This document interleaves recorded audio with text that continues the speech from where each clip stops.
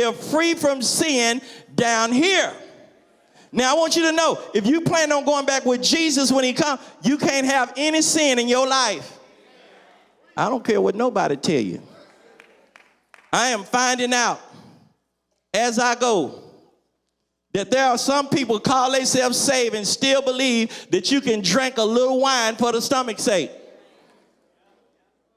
And they really feel like, and can I just elaborate on that a little bit? How many remember the scripture when David said, Lord, Lord, purge me with hyssop? All right. Now, if you notice, the Bible said, drink a little wine for your stomach's sake and your often infirmities. We're familiar with home remedies.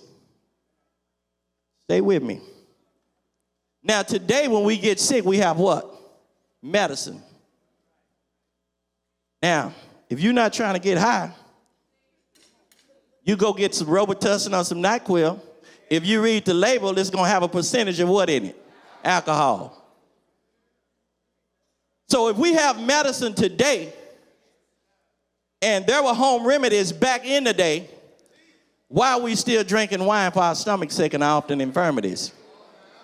See, I can't get no help up in here. Are we still using hyssop? You know, we have laxatives now, don't we? I still can't get no help up in here. See, the fact is you're not drinking it for your stomach's sake, you're drinking it for your sake.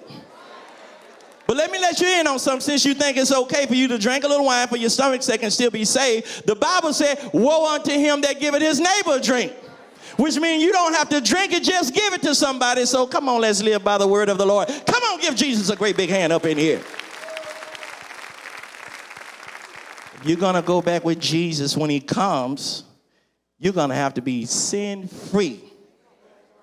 And don't tell me you can't do it, because the Lord wouldn't tell you to do anything that you couldn't do. But this is why he came. We thank God for all the material things. But can I let you in on something? The Bible said a man's life don't consist in the abundance of the things which he possesses.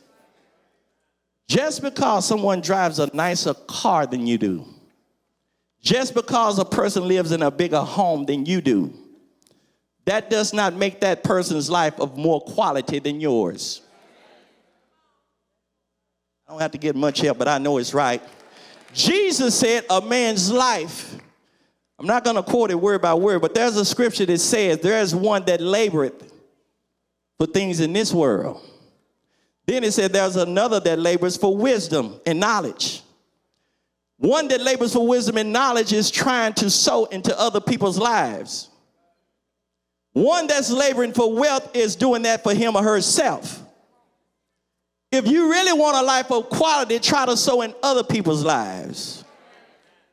See, when you're not self-centered, you're not just looking at your life, but you're looking at the lives of others. So at the end of the day, it's better for you to sell out to God and try to reach every soul that you can, so that when you leave here, it's not the fact that you was trying to make a name on what you accomplished while you was here, but that you did the will of God. Come on, give Jesus a great big hand. Jesus died that we may live. St. John 15:13 says, no greater love than this. No greater love than this, than a man would lay down his life for a friend. And what I love about Jesus, he don't just talk love. He demonstrates love. And can I say this? Nobody can love you like Jesus can. Can I hear somebody say nobody? No one can express love like Jesus can. The Bible simply acknowledges that there's no greater love than this. The Bible declares while we were yet sinners, Christ died for the ungodly. When we wasn't even thinking about serving God, he demonstrated that love. When we were using his name in vain, he died for us. When we were doing everything that under the sun that we should not be doing, that displeased God, the Bible said Christ died for the ungodly. What manner of love than this? What manner of love is this? In my closing on tonight, very familiar passage of scripture. We learned this scripture as children. Everybody should know it. St. John 3:16 said, for God so loved the world that he gave his only had one, Ibare Santo. Gave his only begotten son, that whosoever believeth in him. Let me say this. When you say you're a believer, that means more than just saying, I believe. Jesus said, why call me Lord, Lord, and do not the things I say? If you love the Lord, he said, if you love me, you'll keep my commandments. Then he said, my commandments are not grievous. In other words, it's not hard. So don't tell me it's hard to serve the Lord. No, it's not. When it's hard for a person to serve the Lord, I can tell you already what the problem is. They don't have their mind made up. See, it's hard when you're trying to live on both sides of the fence. You can't serve God and mammon. You're going to have to make a choice. Joshua said, choose ye this day. But you know the sad reality of the matter is this. When you stop and think about it, there's only one choice. I mean, think about it. The wages of sin is death. And I was telling somebody, I used to hear apostles say this, even if there was no heaven to go to, it would still be better to live right. You say, what do you mean? For conscience sake, you not fooling around with somebody else's wife? You ain't got to worry about nobody coming after you. You know that'll get you killed quick and in a hurry. I said there's two things that'll get you killed. A dog that chases cars, you let him keep chasing them. And a man fooling around with another man's wife. People will plant you for that. Let me say this. Conscience-wise, when you know you haven't wronged nobody, you can sleep out at night.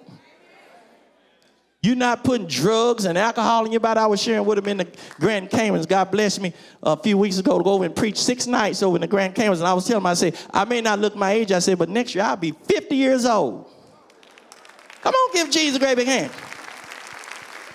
But the point I'm making, and I'm not trying to, sometimes we say things, people take it the wrong way.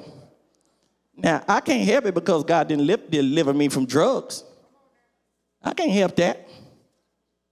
I once said, man, tried to call myself going to shoot a needle, but I don't like needles today. And so I was afraid to shoot. And I tried smoking. I tried it. I didn't like it. I wouldn't swallow it. I would just puff it. And I couldn't get with that. And then I tried drinking beer. It was bitter. I didn't like the taste. I like sweet stuff, so I tried to drink coolers. But it was something about that taste of alcohol that I just didn't like. So I tried a lot of things. Yeah, I hit joints. But it wasn't something that appealed to me. I tried it. Yeah, I tried it. So I'm not trying to paint a picture that I'm Mr. Goody-Two-Shoes. No, I tried a lot of stuff. But I had enough sense to know if I didn't like something, I wasn't going to keep doing it. I wasn't going to try to fit in with you. Now, I had a lot of homeboys that got high. I had friends who were drug dealers. But I had enough sense to know if I didn't like something, I'm not going to try to fit in with you just because you like it. If I didn't like it, I'm just not going to do it.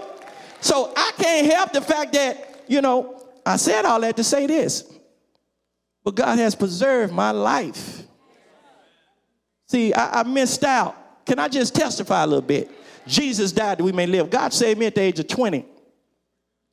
I missed out on a lot of stuff that I don't regret. I've been serving God now almost 30 years. That's 30 years of no partying, no drinking, no smoking, no drugging, whole lot of stuff I could mention. And right now today, I don't look my age, and my son will tell you, I got plenty of energy. Sometimes I tell him, come on, son, pick it up, son. But I said all that to say this. If it was no heaven to go to, it would be better to serve the Lord. It's just a better life, y'all. That's all I'm trying to say. It's just a good life. In the world, they don't know what you mean. You don't know what you're missing. See, let me show you something. I'm going to take my seat. Most people that are not saved, the only reason why you're not saved, most of you looking at all the things you can't do. You say, I just can't see myself giving up. See, that's the problem. You're on the outside looking in. And let me show you something. Let's say you're bound by drugs. Let's say you're bound by alcohol or whatever it is. And you say, you know what? I know this is wrong for me to do, but I can't stop doing it. Don't you know that when Jesus delivers you, he's going to take that want to do those things away from you? So what's so hard about something when you don't want to do it? I wish I could get a better response than that. If I have any witnesses in the house. If you don't want to do it, what's so hard about it? See, that's what the devil don't want you to see. He don't want you to see. And I know I have some witnesses here.